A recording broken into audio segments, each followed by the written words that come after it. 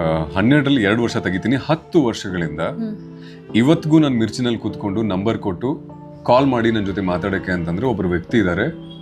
From last 10 years every single day, ಅಂದ್ರೆ ಯಾವತ್ತು ನಾನು ಕಾಲ್ ಮಾಡಿ ಅಂತ ಹೇಳಿದೀನೋ ಆ ವ್ಯಕ್ತಿದ ಕಾಲ್ ಬಂದೇ ಬರುತ್ತೆ. ಅವ್ರ ಹೆಸರು ನಾನು ಶೋ ಮಾಡ್ತಿದ್ದೀನಿ, ನಾನು ಹೇಳಿದೆ ನಂಗೆ ಯಾಕೋ ಹಸಿವಾಗ್ತಿದೆ, ಬಟ್ ಶೋ ಇದೆ, ಶೋ ಬಿಟ್ಟು ಹೋಗಕ್ಕಾಗಲ್ಲ, ಶೋ ಮುಗಿಸೋರ್ಗೆ ಇಲ್ಲೇ ಇರಬೇಕು, ಅಟ್ಲೀಸ್ಟ್ ಒಂದು ಚಾಕ್ಲೇಟ್ ಇದ್ದಿದ್ರೆ ಇಲ್ಲೇ ತಿನ್ಕೊಂಡ್ಬಿಡ್ಬೋದಾಗಿತ್ತು ಅಂತ ಹೇಳಿ, ಎನಿವೇಸ್ ಬಿಡಿ ಮುಂದೆ ಒಂದು ಹಾಡು ಬರ್ತಾ ಇದೆ ಕೇಳ್ತಾ ಇರಿ ಅಂತ ಹೇಳಿ ನಾನು ಮುಗಿಸ್ದೆ.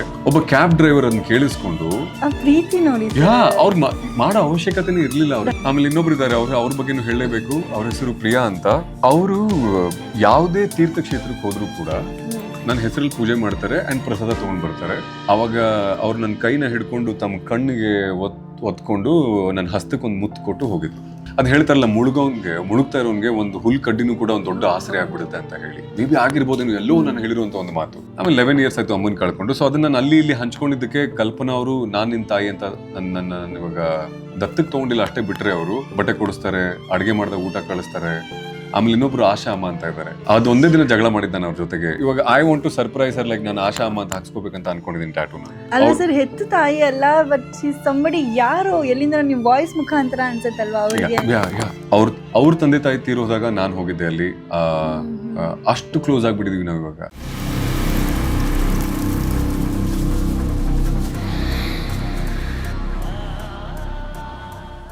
ಸೊ ನ್ಯೂಸ್ ಪೇಪರ್ಗಳು ಓದ್ತಾ ಆ್ಯಂಡ್ ಪುಸ್ತಕಗಳನ್ನ ತುಂಬ ಓದ್ತೀರಾ ಅನ್ಸುತ್ತೆ.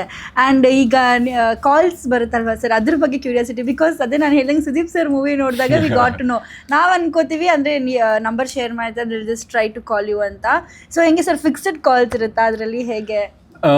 ಸಿನಿಮಾ ಅಂತ ಅಂದ್ರೆ ಸಿನಿಮಾದ ಮುಂಚೆನೇ ಅವ್ರು ಹೇಳ್ತಾರೆ ಇಲ್ಲಿ ಬರುವಂತಹದೆಲ್ಲವೂ ಕೂಡ ಕಾಲ್ಪನಿಕ. ಅದು ಮಿಲನ ಆಗಿರಬಹುದು, ಅಪ್ಪು ಸರ್ ಮತ್ತೆ ರೇಡಿಯೋ ಮಿರ್ಚಿ ಆರ್ಜೆ ಆಗಿನೇ ಅಪ್ಪು ಸರ್ ಆಕ್ಟ್ ಮಾಡಿದ್ದು. ಮಿಲನ ಆಗಿರಬಹುದು, ಮುಸ್ಸಂಜೆ ಮಾತಾಗಿರಬಹುದು, ಸುದೀಪ್ ಸರ್ ಅಪ್ಪು ಸರ್ ಇಬ್ರು ರೇಡಿಯೋ ಮಿರ್ಚಿ ಆರ್ಜೆಗಳಾಗಿ ಏನ್ ಅಭಿನಯಿಸಿದಾರೋ ಅದು ಒಂದು ಕಾಲ್ಪನಿಕ ಲೋಕ. ಸ್ಟುಡಿಯೋ ಅಷ್ಟು ಓಪನ್ ಆಗಿರೋದಿಲ್ಲ. ಅಪ್ಪು ಸರ್ ನಿಮ್ಮ ಸ್ಟುಡಿಯೋಲ್ಲೇ ಮಾಡಿದ್ರು, ಸೇಮ್ ಸ್ಟುಡಿಯೋನಲ್ಲೇ ಶೂಟ್ ಮಾಡಿದ್ದು. ಬಟ್ ನಾನು ಅವಾಗ ಇನ್ನೂ student, like I was not in Mirchi ಅವಾಗ. ನಾನು ಆ ಸಿನಿಮಾಗಳು ನೋಡಿದಾಗ ಕನ್ಸು ಕಂಡಿರ್ಲಿಲ್ಲ ಆರ್ಜೆ ಆಗ್ಬೇಕು ಅಂತ. ಬಟ್ ಆಮೇಲೆ ಓಕೆ ಆರ್ಜೆಗಳ ಜೀವನ ಹೆಂಗಿರುತ್ತೆ ಅಂತ ಸಿನಿಮಾ ಮೂಲಕ ನೋಡಿದ್ದೆ. ಸೊ ಸಿನಿಮಾದಲ್ಲಿ ತೋರಿಸೋ ಹಾಗೆ ಅಷ್ಟೊಂದು ಇರೋದಿಲ್ಲ. ಆ್ಯಂಡ್ ನನಗೆ ಯಾವ ಹಾಡಬೇಕು ನಾನು ಅದನ್ನೇ ಈ ಕ್ಷಣದಲ್ಲಿ ಪ್ಲೇ ಮಾಡ್ತೀನಿ ಅನ್ನೋದಕ್ಕೂ ಆಗೋದಿಲ್ಲ. ಆಮೇಲೆ ಕಾಲರ್ಗೆ ಅಂತ ಪರ್ಟಿಕ್ಯುಲರ್ ಟೈಮ್ ಇರುತ್ತೆ, ಆ ಟೈಮಿಗೆ ನಾವು ಕಾಯ್ಬೇಕಾಗುತ್ತೆ. ಆಮೇಲೆ ಸಮಯದ ಒಂದು ಡ್ಯೂರೇಷನ್ ಇರುತ್ತೆ, 1-2 ನಿಮಿಷದಲ್ಲಿ ಅಷ್ಟೇ ಮಾತಾಡಬೇಕು ಅಂತ. ಅದಾದ್ಮೇಲೆ ನಾವೇ ಮುಗಿಸ್ಬೇಕು, ಅದಕ್ಕಿಂತ ಮೋರ್ ದನ್ ದಟ್ ಮಾತಾಡೋ ಹಾಗಿಲ್ಲ.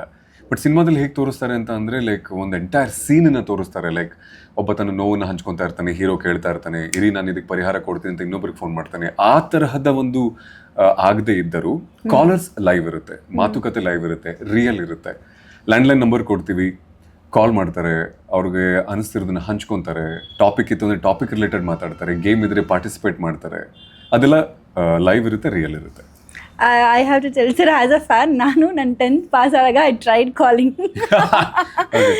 10th ಪಾಸ್ ಆಗಿದೆ, ನಾನು ಎಷ್ಟೊಂದು ಜನ ಕಾಲ್ ಮಾಡಿ ಕೇಳಿಸ್ಕೊತಿದ್ದೆ. ನಮ್ಮನೇಲೂ like there was a small F M ಇತ್ತು, ರೇಡಿಯೋ ಇತ್ತು. ಐ ವಾಸ್ ಜಸ್ಟ್, ನನಗೆ ನಂಬರ್ ಆದಾಗ ಹಿಂಗೆ ಫ್ರೆಂಡ್ಸ್ ಮುಖಾಂತರ ನಂಬರ್ ಸಿಕ್ತು. ವಿ ಹ್ಯಾಡ್ ಕೀಪ್ಯಾಡ್, ಅದರಲ್ಲಿ ಇಟ್ ವಾಸ್ ಲೈಕ್ ಕನೆಕ್ಟ್ ಆಗಿಲ್ಲ. It was like I was just thinking ಒಂದ್ಸತಿ ಮಾತಾಡಬೇಕಲ್ಲ ಅಂತ. ಆ ಒಂದು ಅವಕಾಶ ಇವತ್ತು ಹೇಗೆ ಸಿಕ್ತು ಅಂದರೆ sir, even I have tried, ಅಂದರೆ ಯಾವುದೋ ಒಂದು ಕೆಲಸದ ಮುಖಾಂತರ I have to meet this person, ಆ ಥರ ಒಂದು ಸಿಕ್ಕಾಪಟ್ಟೆ ಆಸೆ ಇಟ್ಕೊಂಡಿದ್ದೆ. ಬಟ್ ಸಿಕ್ಕಾಪಟ್ಟೆ ಖುಷಿ ಇದೆ ಸರ್ ಇವತ್ತು. I am just being here ಅಲ್ವಾ, ಸಿಕ್ಕಾಪಟ್ಟೆ ಖುಷಿ ಇದೆ. ಆ್ಯಂಡ್ ಈ ಥರ ಸರ್ ಕಾಲ್ಸ್ ಎಲ್ಲ ಬಂದಾಗ ನಿಮಗೆ till today which call do you remember, ಅಂದರೆ ಒನ್ ಆಫ್ ದ ಬೆಸ್ಟ್ ಅಂತ? ತುಂಬ ಇದೆ, ಲೈಕ್ ತುಂಬ ಕಾಲರ್ಸ್ಗಳಿದ್ದಾರೆ. ಕಳೆದ 12 ವರ್ಷದಿಂದ ನಾನು ಮಿರ್ಚಿನಲ್ಲಿ ಇದ್ದೀನಿ ಅಂತ ಹೇಳ್ತಾ ಇದ್ದೀನಲ್ಲ, 12ರಲ್ಲಿ 2 ವರ್ಷ ತೆಗಿತೀನಿ. 10 ವರ್ಷಗಳಿಂದ ಇವತ್ತಿಗೂ ನಾನು ಮಿರ್ಚಿನಲ್ಲಿ ಕೂತ್ಕೊಂಡು ನಂಬರ್ ಕೊಟ್ಟು ಕಾಲ್ ಮಾಡಿ ನನ್ನ ಜೊತೆ ಮಾತಾಡಕ್ಕೆ ಅಂತಂದ್ರೆ ಒಬ್ರು ವ್ಯಕ್ತಿ ಇದ್ದಾರೆ.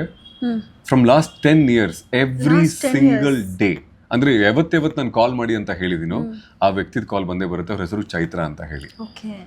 ಯಾಕೆ ಅವ್ರಿಗೆ ನಾನು ಅಷ್ಟೊಂದು ಇಷ್ಟನೋ ಏನೋ ನನಗೆ ಐಡಿಯಾನೇ ಇಲ್ಲ. ಅವ್ರಿಗೆ ಅಪಾರವಾದ ಪ್ರೀತಿ ನನ್ನ ಮೇಲೆ. ಇವತ್ತು ಬೆಳಗ್ಗೆನೆ ನನ್ನ ಶೋನಲ್ಲಿ ಅವ್ರ ಜೊತೆ ಮಾತಾಡ್ಕೊಂಡು ಬಂದಿದ್ದೀನಿ.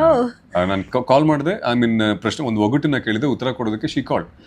ಆ್ಯಂಡ್ ಅವ್ರ ಹೆಸರೇನು ಅವ್ರನ್ನ ಏನು ಕೇಳಕ್ಕೆ ಹೋಗಲ್ಲ. ಅವ್ರ ಧ್ವನಿ ನನಗೆ ಎಷ್ಟು ಪರಿಚಯ ಆಗಿದೆ ಅಂತ ಅಂದರೆ, ಅವ್ರು ಹೆಲೋ ಅಂತಾರೆ, ಹೇಳ್ರಿ ಚೈತ್ರ ಅವರೇ ಅಂತ ಹೇಳ್ತೀನಿ. ಸೊ ಆ ರೀತಿ ಚೈತ್ರ ಅವರು, ಮಂಜಣ್ಣ ಅಂತ ಇನ್ನೊಬ್ರು, ಆನಂದಣ್ಣ ಅಂತ, ಸಿಂಧು ಅಂತ, ಗಂಗಾಂಬಿಕೆ ಸುಮಂಗಲ ಅಂತ, ಪವಿತ್ರ ಅಂತ, ಮಂಜುಳಾ ಗಂಗಾರಾಮ್ ಅಂತ ಹೇಳಿ ಒಬ್ರು, ಪ್ರೇಮ ಅಂತ ಡಾಕ್ಟರ್ ಒಬ್ರು ಪ್ರೇಮ ಅಂತ ಹೇಳಿ ಇವ್ರ ಹೆಸರುಗಳನ್ನ ನಾನು ಮರೆಯೋಕ್ಕಾಗಲ್ಲ. ಬಿಕಾಸ್ ಅವ್ರ ಧ್ವನಿ ಕೇಳ್ತಿದ್ದಂಗೆ ನಾನು ರೆಕಗ್ನೈಸ್ ಮಾಡ್ತೀನಿ ಇವ್ರು ಕಾಲ್ ಮಾಡಿದ್ದಾರೆ ಎಲ್ಲ ಸತಿ ಕಾಲ್ ಮಾಡಿ ಎವ್ರಿ ಸಿಂಗಲ್ ಟೈಮ್. ಅದು ಬಿಟ್ಟು ಹೊಸ ಹೊಸ ಕಾಲರ್ಸ್ಗಳು ತುಂಬಾ ಜನ ಮಾಡ್ತಾರೆ ಕಾಲ್ನ. ಬಟ್ ಇವರು ನನ್ನ ಮನೆಯವರು ಕೇಳ್ತಾರೋ ಇಲ್ಲೋ ಗೊತ್ತಿಲ್ಲ, ನನ್ನ ರೇಡಿಯೋ ಶೋನ ಅಷ್ಟು ಪ್ರೀತಿಯಿಂದ ಕೇಳ್ತಾರೆ. ಸೊ ಒಂದನ್ನ ಹಂಚ್ಕೊಳ್ಳೋದಾಯ್ತು ಅಂತ ಅಂದ್ರೆ 2-3 ಹಂಚ್ಕೊಂಡ್ಬಿಡ್ತೀನಿ. ಒಂದ್ಸರಿ ನಾನು ಶೋ ಮಾಡ್ತಿದ್ದೀನಿ, ನಾನು ಹೇಳಿದೆ ನಂಗೆ ಯಾಕೋ ಹಸಿವು ಆಗ್ತಿದೆ, ಬಟ್ ಶೋ ಇದೆ, ಶೋ ಬಿಟ್ಟು ಹೋಗೋಕ್ಕಾಗಲ್ಲ, ಶೋ ಮುಗಿಸೋರ್ಗೆ ಇಲ್ಲೇ ಇರಬೇಕು, ಅಟ್ಲೀಸ್ಟ್ ಒಂದು ಚಾಕ್ಲೇಟ್ ಇದ್ದಿದ್ರೆ ಇಲ್ಲೇ ತಿನ್ಕೊಂಡ್ಬಿಡ್ಬೋದಾಗಿತ್ತು ಅಂತ ಹೇಳಿ, ಎನಿವೇಸ್ ಬಿಡಿ ಮುಂದೆ ಒಂದು ಹಾಡು ಬರ್ತಾ ಇದೆ ಕೇಳ್ತಾ ಇರಿ ಅಂತ ಹೇಳಿ ನಾನು ಮುಗಿಸ್ದೆ. ಒಬ್ಬ ಕ್ಯಾಬ್ ಡ್ರೈವರ್ ಅದನ್ನ ಕೇಳಿಸ್ಕೊಂಡು ಅವರು ನಮ್ಮ ಸ್ಟುಡಿಯೋಗೆ ಬಂದು, ಸರ್ ನನ್ನ ಡ್ಯೂಟಿ ಇಲ್ಲೇ ಬಿದ್ದಿತ್ತು, ನಾನು ಈ ಕಡೆನೇ ಹೋಗ್ತಾ ಇದ್ದೆ, ನೀವು ಹಸಿವು ಅಂತ ಹೇಳ್ತಾ ಇದ್ರಿ ಸರ್, ನಾನು ಹೊರಗಡೆ ಬರೋಕ್ಕಾಗ್ತಿಲ್ಲ ಅಂತೆಲ್ಲ ಅಂತ ಇದ್ರಿ, ಆ್ಯಂಡ್ ಚಾಕ್ಲೇಟ್ ಅಂತ ಬೇರೆ ಅಂದ್ಬಿಟ್ರಿ, ನಾನು ಏನು ತರಬೇಕು ಗೊತ್ತಾಗದೆ ಚಾಕ್ಲೇಟ್ ತಂದೆ, ಪ್ಲೀಸ್ ತಿನ್ನಿ ಸರ್. ಸ್ಟುಡಿಯೋಗೆ ಬಂದು ಸೆಕ್ಯೂರಿಟಿ ಕೊಟ್ಟು, ನಾನು ಸೆಕ್ಯೂರಿಟಿ ನನ್ನ ಕರೆದಾಗ ನಾನು ಹೊರಗಡೆ ಬಂದಾಗ ನನಗೆ ಬೇಜಾರಾಗೋಯ್ತು. ಲೈಕ್ ನಾನು ಯಾಕಾದ್ರೂ ಅಂತ ಲಿಂಕ್ ಮಾಡ್ಬಿಟ್ನು, ಅಲ್ಲಿ ಯಾರೋ ಬಂದ್ರು ಅವರು, like he came and give the chocolate and left. ಪ್ರೀತಿ ನೋಡಿ, ಅವ್ರು ಮಾಡೋ ಅವಶ್ಯಕತೆನೇ ಇರ್ಲಿಲ್ಲ ಅವ್ರಿಗೆ. ಸಂಬಂಧಿಕರಲ್ಲ. I have goosebumps again, like ಜುಮ್ ಅಂತ ಹೇಳುತ್ತೆ ಲೈಕ್ ಆ ವ್ಯಕ್ತಿ ಅವರು. ಆಮೇಲೆ ಇನ್ನೊಬ್ರು ಇದ್ದಾರೆ, ಅವ್ರ ಬಗ್ಗೆನೂ ಹೇಳಲೇಬೇಕು. ಅವ್ರ ಹೆಸರು ಪ್ರಿಯಾ ಅಂತ. ಅವರು ಯಾವುದೇ ತೀರ್ಥಕ್ಷೇತ್ರಕ್ಕೆ ಹೋದ್ರು ಕೂಡ ನನ್ನ ಹೆಸರಲ್ಲಿ ಪೂಜೆ ಮಾಡ್ತಾರೆ ಆ್ಯಂಡ್ ಪ್ರಸಾದ ತೊಗೊಂಡು ಬರ್ತಾರೆ. ಆ್ಯಂಡ್ ವಾಪಸ್ ಬೆಂಗಳೂರು ಬಂದು ತಲುಪ್ತಿದ್ದ ಹಾಗೆ ಬಂದು ಅವ್ರದ್ದೊಂದು ವಿಶೇಷತೆ ಏನಪ್ಪ ಅಂದ್ರೆ ನನ್ನನ್ನು ನೇರವಾಗಿ ಭೇಟಿ ಮಾಡಲ್ಲ. ಅವರು ಆಫೀಸಿಗೆ ಬಂದು ಸೆಕ್ಯೂರಿಟಿ ಕೊಟ್ಟು ಗುರು ಸರ್ ಕೊಡಿ ಅಂತ ಹೇಳಿ ಹೋಗ್ತಾರೆ. ನಾನು ಶೋ ಮುಗಿಸ್ಕೊಂಡು ಹೊರಗಡೆ ಬಂದಾಗ ಸೆಕ್ಯೂರಿಟಿ ಸರ್ ಹಿಂಗೆ ಪ್ರಿಯಾ ಅವ್ರು ಬಂದಿದ್ರು, ಇವಾಗ ಹೆಂಗಾಗ್ಬಿಟ್ಟು ಪ್ರಸಾದ ನೋಡಿದ್ರೆ ನಂಗೆ ಗೊತ್ತೋದು ಪ್ರಿಯಾನೇ ಅಂತ ಹೇಳಿ. ಓಕೆ. ಸೊ ಹಾಗೆ and I have met Har only once. ಅವಾಗ ಅವ್ರು ನನ್ನ ಕೈನ ಹಿಡ್ಕೊಂಡು ತಮ್ಮ ಕಣ್ಣಿಗೆ ಒತ್ಕೊಂಡು ನನ್ನ ಹಸ್ತಕ್ಕೊಂದು ಮುತ್ತು ಕೊಟ್ಟು ಹೋಗಿದ್ರು. ಶೋ ಅಂದ್ರೆ ಲೈಕ್ ಅವ್ರ ಲೈಫಲ್ಲಿ ಏನು ಚೇಂಜ್? I don't know. ನಾನು ಯಾವತ್ತೂ ಆಡಿರೋ ಒಂದು ಮಾತಿಂದ ಅವ್ರಿಗೆ ಖುಷಿ ಆಯಿತು. ನನಗೆ ನಿಜವಾಗ್ಲೂ ಅದ್ರ ಬಗ್ಗೆ ಇಲ್ಲ. ಅದನ್ನ ನಾನು ಒಂದು ಚಿಕ್ಕ ಮಗು ಥರ ಬಂದು ನನ್ನ ಮನೆಗೆ ಬಂದು ನಮ್ಮ ಅಕ್ಕನ ಜೊತೆ ಹಂಚ್ಕೊಂಡು ನನ್ನ ಅಕ್ಕ ಹೇಳ್ತಾಳೆ, ಪುಣ್ಯ ಮಾಡಿದ್ಯಾ ನೀನು, ನಿಂಗೆ ಈ ಥರ ಪ್ರೀತಿ ಸಿಗ್ತಾ ಇದೆ. ಆ್ಯಂಡ್ ನಿನಗೆ ಗೊತ್ತಿಲ್ದಿರೋ ರೀತಿನಲ್ಲಿ ಯಾವುದೋ ಒಂದು ರೀತಿನಲ್ಲಿ ಅವ್ರಿಗೆ ನೀನು ಅದು ಹೇಳ್ತಾರಲ್ಲ, ಮುಳುಗ್ತಾ ಇರೋನ್ಗೆ ಒಂದು ಹುಲ್ ಕಡ್ಡಿನೂ ಕೂಡ ಒಂದು ದೊಡ್ಡ ಆಸರೆ ಆಗ್ಬಿಡುತ್ತೆ ಅಂತ ಹೇಳಿ. ಮೇ ಬಿ ಆಗಿರ್ಬೋದೇನು, ಎಲ್ಲೋ ನಾನು ಹೇಳಿರುವಂಥ ಒಂದು ಮಾತು. They have given me that kind of love. And you getting that constant love sir. 10 ವರ್ಷದಿಂದ ಲೈಕ್ ಎಷ್ಟೊಂದು ಜನ ಒಂದು ಕೆಲಸ ಮಾಡ್ತಾ ದಿಲ್ ಜಸ್ಟ್ ಡ್ರಾಪ್ ಬೇರೆ ಚೇಂಜ್. ಆ್ಯಂಡ್ ನಿಮ್ಮ ಒಂದು ದೊಡ್ಡ ಗುಣ ಏನೋ ಯು ಆರ್ ಜಸ್ಟ್ ಕಂಟಿನ್ಯೂಯಿಂಗ್ ಅದೇ ಫೀಲ್ಡಲ್ಲಿ. ಆ್ಯಂಡ್ 10 ವರ್ಷ ಇಟ್ಸ್ ನಾಟ್ ಲೈಕ್ ಎಷ್ಟು ವರ್ಷ ಆಗಿದೆ ಸರ್? 12 ವರ್ಷ. ಒಂದೇ ಎಷ್ಟೊಂದು ಜನ ಪ್ರೊಫೆಷನ್ಸ್ ಚೇಂಜ್ ಮಾಡಿಬಿಡ್ತಾರೆ as they get new opportunities, ಬೇರೆ ಏನೋ ಸಿಕ್ಕಿದಾಗ. ಆ್ಯಂಡ್ ನೀವು ಯಾಕೆ ಸರ್ ಅಷ್ಟು ಸ್ಟಿಕ್ ಆನ್ ಆಗಿರೋದು ಈ ಪ್ರೀತಿಗೋಸ್ಕರನಾ? ಒಂದು ಹೌದು. ಆ್ಯಂಡ್ ಅಷ್ಟು ಅದು ತುಂಬ ದೊಡ್ಡ ಮಾತಾಗ್ಬಿಡುತ್ತೆ ಜನ ಅಂತೆಲ್ಲ ಹೇಳೋದಕ್ಕೆ. ಬಿಕಾಸ್ ಅದಕ್ಕಿಂತ ನನಗೊಂದು ಅಸ್ತಿತ್ವ ಕೊಟ್ಟಿರೋ ಕೆಲಸ ಇದು. ಆಮೇಲೆ ಒಂದು ತುಂಬ ಸೆಂಟಿಮೆಂಟಲ್ ವಿಷಯ ಹೇಳ್ತೀನಿ. ನನ್ನ ತಾಯಿ ಕಿಡ್ನಿ ಫೇಲ್ ಆಯಿತು ನಮ್ಮ ಮಮ್ಮಿದು. ಡಯಾಲಿಸಿಸ್ ಮಾಡಿಸ್ಬೇಕಾಗಿತ್ತು ಅವಳಿಗೆ. ಆ್ಯಂಡ್ ಡಾಕ್ಟರ್ ನನಗೆ ಹೇಳಿದ್ದು, ನಾನು ಅವಾಗ ತಾನೇ ನನ್ನ ಸ್ಟಡೀಸ್ ಮುಗಿಸಿದ್ದೆ, ನನಗೆ ಇನ್ನೂ ಕೆಲಸ ಸಿಕ್ಕಿರಲಿಲ್ಲ. ಒಂದು ಸ್ಕೂಲಲ್ಲಿ ಒಬ್ಬ ಟೀಚರ್ ಆಗಿ ಸೇರಿಕೊಂಡೆ ನಾನು. ಬಿಕಾಸ್ ನನಗೆ ಏನೋ ಒಂದು ಕೆಲಸ ಬೇಕೇ ಬೇಕಾಗಿತ್ತು. ಮಾಸ್ಟರ್ಸ್ ಆಗಿತ್ತು, ನಾನು ಓದಿರೋದಕ್ಕೆ ಸರಿ ಒಂದು ಕೆಲಸ ಸಿಗ್ತಿರ್ಲಿಲ್ಲ. ಸ್ಕೂಲಲ್ಲಿ ಟೀಚರ್ ಆದೆ ನಾನು 3 months. Salary was 10,000 rupees. And ಆ ಸಮಯದಲ್ಲಿ ನನ್ನ ತಾಯಿದ ಕಿಡ್ನಿ ಫೇಲ್ ಆಯಿತು ಬೆಂಗಳೂರಲ್ಲೇ. ಡಾಕ್ಟರ್ ನನಗೆ ಹೇಳಿದ್ದು, ಗುರು ಅಟ್ಲೀಸ್ಟ್ ತಿಂಗಳಿಗೆ 15,000 ಆದರೂ ಬೇಕು ಅಂತ ಹೇಳಿದ್ರು. ನನ್ನ ಸಂಬಳ 10,000, ಇನ್ನು 5,000 ನಾನು ಎಲ್ಲಿಂದ ತೊಗೊಂಡು ಬರಲಿ, ನನ್ನ ತಾಯಿಗೆ ನಾನು ಡಯಾಲಿಸಿಸ್ ಮಾಡಿಸ್ಬೇಕು ಅಂತ ನನಗೆ. ಆ್ಯಂಡ್ ನಾನು ಸ್ವಲ್ಪ ಸ್ವಾಭಿಮಾನ, ನನಗೆ ಸ್ವಲ್ಪ ಕೊಬ್ಬಿದೆ. ಲೈಕ್ ನನ್ನನ್ನು ನಾನು ನಿಭಾಯಿಸಬೇಕು ಅನ್ನುವಂತಹದ್ದಿದೆ ನನಗೆ, ಅದೊಂದು ಹಠ ನನಗೆ. 10,000 ಇನ್ನು 5,000 ತಿಂಗಳಿಗೆ ಎಲ್ಲಿಂದ ತೊಗೊಂಡು ಬರಲಿ? ನಾನು ಸಾಲ ಮಾಡಿದ್ರು ಅಲ್ಲಿ ನಾನು ಬಡ್ಡಿ ಕಟ್ಟೋಕೆ ನನ್ನ ದುಡ್ಡಿರಲ್ಲ, ಬರೋ 10,000 ಫುಲ್ ಹೋಗಿ ಮತ್ತೊಂದು 5,000 ಬೇಕು ನನಗೆ. ಅಂಥ ಪರಿಸ್ಥಿತಿನಲ್ಲಿ ಮಿರ್ಚಿಯವ್ರು ನನಗೆ ಕಾಲ್ ಮಾಡ್ತಾರೆ. ಆ್ಯಂಡ್ ಕಾಲ್ ಮಾಡಿ, ನಮಗೆ ಡಬ್ಬಿಂಗ್ ಆರ್ಟಿಸ್ಟ್ ಬೇಕು, ಒಂದು ವಾಯ್ಸ್ಗೆ ಬರ್ತೀರಾ? ನೀವು ಹೆಂಗೆ ಗೊತ್ತಾಯಿತು ಸರ್ ಅವರಿಗೆ? ನಾನು CMR ಕಾಲೇಜಲ್ಲಿ ಮಾಸ್ಟರ್ಸ್ ಮಾಡಿದ್ದು. ಆ್ಯಂಡ್ ಕಾಲೇಜ್ನಲ್ಲಿ ಒಂದು ಶೋನ ಹೋಸ್ಟ್ ಮಾಡ್ತಾ ಇದ್ದೆ. ಆ್ಯಂಡ್ ಅಲ್ಲಿ ಗೆಸ್ಟ್ ಆಗಿ ರೇಡಿಯೋ ಮಿರ್ಚಿಯ ಒಬ್ಬ RJ ಬಂದಿದ್ರು. ಆ್ಯಂಡ್ ಕ್ಯಾಮ್ರಾ ನೋಡೋರಿಗೆ ಥ್ಯಾಂಕ್ಸ್ ಹೇಳ್ತೀನಿ. ಅವ್ರ ಹೆಸರು ಬೀಟ್ ರಾಜ ಅಂತ. And very famous guy. ಅವ್ರದ್ದೇ ಒಂದು ಮಲ್ಲೇಶ್ವರಮಲ್ಲಿ ಒಂದು ಜ್ಯೂಸ್ ಅಂಗಡಿ ಇದೆ, ಬೀಟ್ ರಾಜ ಅಂದರೆ. It's very famous. ನೀವು ಗೂಗಲ್ ಮಾಡಿದ್ರೆ ಪಟ್ಟನ್ ಸಿಗ್ತಾರೆ ನಿಮಗೆ. ಸೊ ಬೀಟ್ ರಾಜ ಅವರೇ ಥ್ಯಾಂಕ್ ಯು. ಸೊ ಅವರು ನನ್ನ ಹೋಸ್ಟಿಂಗ್ನ ಕೇಳಿ, ನಿನ್ನ ವಾಯ್ಸ್ ಚೆನ್ನಾಗಿದೆ, ನಿನ್ನ ಭಾಷೆ ಚೆನ್ನಾಗಿದೆ ಅಂತ ನಂಬರ್ ಎಕ್ಸ್ಚೇಂಜ್ ಮಾಡ್ಕೊಂಡಿದ್ವಿ. ಹೀಗೆ ಮಿರ್ಚಿ ಹತ್ರ ನನ್ನ ನಂಬರ್ ಇತ್ತು. ಆ್ಯಂಡ್ ಅವರೇ ಇವನೊಬ್ಬ ಇದ್ದಾನೆ ಅಂತ ಹೇಳಿ ಕರೆಸಿದ್ರು ನನ್ನನ್ನು. ನಾನು ಆಡಿಷನ್ ಏನೂ ಇಲ್ಲ, they just checked my voice. ಒಂದು ಪಾತ್ರಕ್ಕೆ ನಾನು ವಾಯ್ಸ್ ಕೊಟ್ಟಿದ್ದೆ, ಡಬ್ ಮಾಡಿದ್ದೆ. RJ ಆಗ್ತೀಯ ಅಂತ ಕೇಳಿದ್ರು. ಸೊ ಬಯಸದೇ ಬಂದ ಭಾಗ್ಯವಿದು ಬಂತು. ನಾನು ಫಸ್ಟ್ ಕೇಳಿದ್ದೆ ನನ್ನ ಪ್ರಶ್ನೆ ಅವ್ರಿಗೆ, ಸರ್ ಸ್ಯಾಲ್ರಿ ಎಷ್ಟಿರ್ಬೋದು ಅಂತ ಹೇಳಿ. ಬಿಕಾಸ್ ನನ್ನ ತಲೆಯಲ್ಲಿ 5,000 ಶಾರ್ಟೇಜ್ ಆಗ್ತಾ ಇದೆ ಅಂತ ಹೇಳಿ 18,000 ಅಂತ ಹೇಳಿದ್ರು. ದೇ ಥಾಟ್ ಇವನು ಜಾಸ್ತಿ ಕೇಳ್ತಾನೆ, ಇವಾಗೇನೋ ಮಾತಾಡ್ತಾನೆ ಅಂತ ಹೇಳಿ. ನನ್ನ ಮುಖದ ಮೇಲೆ ಒಂದು ದೊಡ್ಡ ನಗು ಆ್ಯಂಡ್ ಒಳಗಡೆ ನನ್ನ ಖುಷಿ. ಐ ಆಮ್ ಲೈಕ್ 15,000 ಡಯಾಲಿಸಿಸ್ಗೆ ಬೇಕು, ಅದು ಬಿಟ್ಟು ನನ್ನ ಖರ್ಚಿಗೆ 3,000 ಉಳಿಯುತ್ತೆ ನನಗೆ ಇವಾಗ. 3,000 rupees ನಂಗೆ ಉಳಿಯುತ್ತೆ, which is I am talking about 100 ವರ್ಷದ ಹಿಂದೆ. ಇಷ್ಟೆಲ್ಲ ಖುಷಿನಲ್ಲಿ ನಾನೇನು ಮಾತಾಡ್ತಿಲ್ಲ ನಾನು ಅನ್ನೋದು ನನ್ನ ಆ ಇಂಟರ್ವ್ಯೂ ತೊಗೊಂತಿರೋ ವ್ಯಕ್ತಿ ನೋಡ್ಬಿಟ್ಟು ನಿಮ್ಗೆ ಕಮ್ಮಿ ಅನ್ನಿಸ್ತಾ ಅಂತ ಅಂದರು. ಐ ಸೆಡ್ ಲೈಕ್ ಇಲ್ಲ ಸರ್, ನಾನು ರೆಡಿ ಇದ್ದೀನಿ, ನಾನು ಬರ್ತೀನಿ ಕೆಲಸ ಮಾಡೋಕ್ಕೆ ಅಂತ ಹೇಳಿದೆ. ಅವತ್ತು ಆ ಒಂದು ಪರಿಸ್ಥಿತಿನಲ್ಲಿ ನನ್ನ ಮಮ್ಮಿಯ ಆರೋಗ್ಯ ಏನು ಹದಗೆಟ್ಟಿತ್ತು ಅದನ್ನ ನೋಡ್ಕೊಳ್ಳೋದಕ್ಕೆ ನನಗೊಂದು ಸ್ಟ್ರೆಂತ್ ಸಿಕ್ಕಿದ್ದು ಈ ಕಂಪನಿಯಿಂದ, ಈ ಸಂಸ್ಥೆಯಿಂದ. ಆ್ಯಂಡ್ ಹೋಗ್ತಾ ಹೋಗ್ತಾ ನನ್ನ ತಾಯಿಗೆ ಡಯಾಲಿಸಿಸ್ ಆದಾಗ ಅವಳಿಗೆ ಏನು ಪೇನ್ ಇರ್ತಾ ಇತ್ತು, ಆ ಪೇನನ್ನು ಅವಳು ಮರಿತಾ ಇದ್ಲು. ನನ್ನ ಮಗ ರೇಡಿಯೋದಲ್ಲಿ ಬರ್ತಿದ್ದಾನೆ ಅಂತ ಅದನ್ನ ಕೇಳಿಸ್ಕೊಂಡು ಆ ನೋವನ್ನು ಮರಿತಾ ಇದ್ಲು ಅವಳು. ನನ್ನ ಮಗ ಏನೋ ಆದ. And she had no hopes on me. ನಮ್ಮ ತಾಯಿಗೆ ಅಂದರೆ ಅಪಾರವಾದ ಪ್ರೀತಿ, ಒಬ್ಬನೇ ಮಗ ಅಂತ. ಬಟ್ ನಂಗೆ ನಾನು 10th ಎಲ್ಲ ಜಸ್ಟ್ ಪಾಸ್ ನಾನು. ಆ್ಯಂಡ್ ಅವಳಿಗೇನೋ ಭಯ, ಇವನು ಏನು ಮಾಡ್ತಾನೆ ಮುಂದೆ ಅಂತ. ನಂದೆಲ್ಲೋ ದಾರಿ ಹತ್ಬಿಟ್ಟ ಇವನು ಅಂತ ಅವಳಿಗೇನೋ ಖುಷಿ.